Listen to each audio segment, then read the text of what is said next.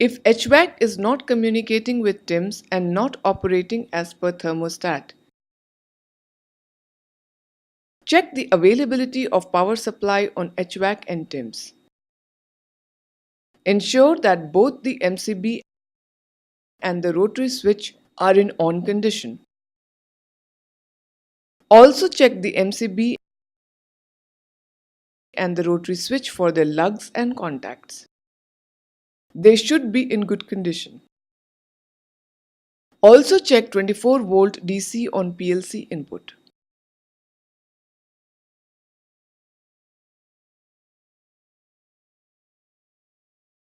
Check the pin number A1 and A2 in P2 connector in HVAC for loose crimp, broken wires, bent pins, wide sockets, broken modules, broken locks in pins and sockets. If any of these defects is found, rectify the fault. Then check the PLC power on light.